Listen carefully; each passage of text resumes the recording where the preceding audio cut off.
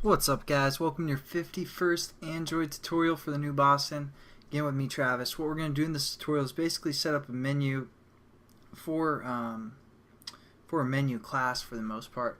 So what I want you guys to do first is right click on your resource folder, and we're going to add a new folder to this that's going to hold all of our menus that we will create, which will probably just be one.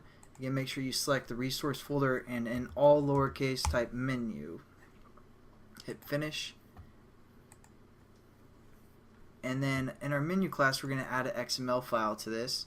So we're going to go Android XML file, or you can go to other Android and then Android XML file. And this is just the same way we set up a layout. And generally our layout would be clicked, but now as you can see, the menu is clicked. So it kind of knows what we're doing. And then we're just going to say cool menu, something like that. Underscore menu.xml. Again, all lowercase. And then you'll save yourself some headaches.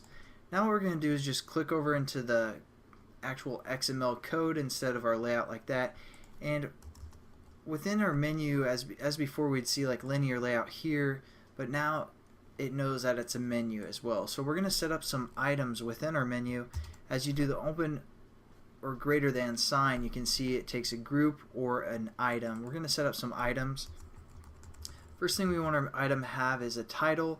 So instead of saying text equals, it's actually title when we're working with menus. And we're going to say about us, something like that. And then we also need to say Android ID, and we set this up just like every other time, at plus ID / and then about us is what we're going to refer to our ID as. Then just to show you guys some other stuff, we can say Android, and then for example, numeric shortcut. If they have a keyboard on their phone, they could press like number 1, 2, 3, or whatever we set this equal to, such as 1. If they press the number 1 when our menu is inflated, it's going to select this item. And also, as well, you can do Android alphabetic shortcut equal like to A, which would be about us. It'd click this menu as well. So that's enough stuff within this menu, or this item for the most part. So we're just going to copy that and create one more item, and we're going to call this one preferences.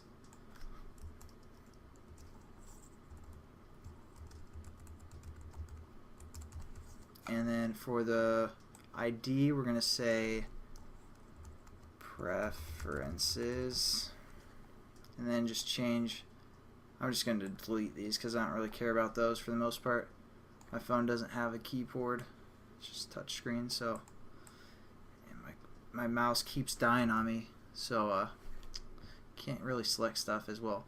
Alright, so there we go. Got our 2 items set up. Just exit out of there, and as you can see, we have our menu called cool menu.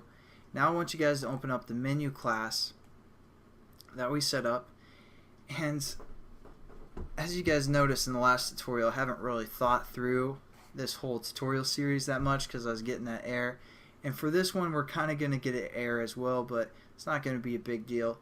And I'm also going to minimize all of these methods within here and our variables, and you can do that right here by these buttons next to our blocks of code, and just minimize it, then minimize our onCreate method, minimize our onList item click method, and it kind of cleans up your code. So they're still there, obviously, so you can, maximize and minimize.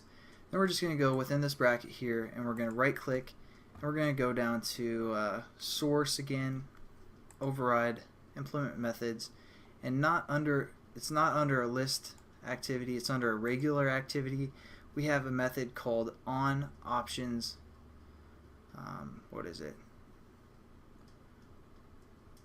On create options menu. Let's look for, yeah, it's right here, sorry. On create options menu, and that's where we're going to set up our menu for the most part. As you can see, it takes a menu variable within its parameters, and this is where I said I kind of wasn't thinking, for the most part wasn't thinking through. And so basically all it does is it defines a menu variable called menu lowercase, and as you can see, it has the Android.view, so it's kind of more specific, because if we didn't include that, for example, like this, what it'd be referring to is this class that we set up called menu, which is not what we want. So we probably should have labeled this class something different, like my menu or something, because there's an actual class called menu from the Android SDK. So thankfully it kind of imports that for us as well. It's going to know it's talking about the SDK menu class, not our menu class.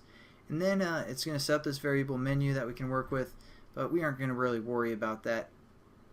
Now what I want you guys to do is, this is pretty important for now, so delete this return for this first line of code that most likely got imported. Delete that, otherwise we're going to get an error. And I'm just going to leave it there to show you guys, because a lot of times people like watch the tutorials and they get an error and they don't know where they messed up. So I'll show it to you guys one more time that we need to delete that. What we're going to set up within our bracket is something called a MenuInflater, and this is going to inflate our menu for the most part. So we're going to say MenuInflater, and we're going to say blow up, I don't know, something like that. Again, we have to import our MenuInflater class so we can use its sweet methods, and we're just going to use a method called getMenuInflater. So it's getMenuInflater. This will kind of just be a method that we can use. So now we can say blow up dot inflate, which is a method from the menu class or MenuInflater class.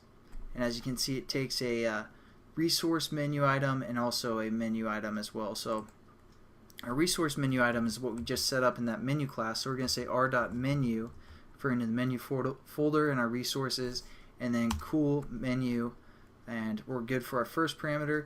Again, our second parameter, it gave us some data. We're going to use that data. That gives us, and they labeled that data menu, all lowercase, so that's what we're using there.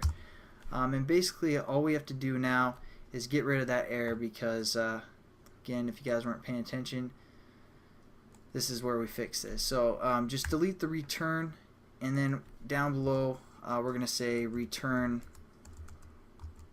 true, and then a semicolon. And basically we have our MenuInflater working, and I'll show you what that looks like. So we run the program or run the application. And again, yeah, I probably should not called this class menu when we started, but no biggie.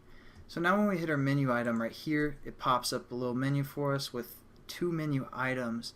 And these menu items don't do anything. That's what we're going to set up in the next tutorial if you click them, but that's all that does. So there we go. I'll catch you guys in the next tutorial. Have a good one.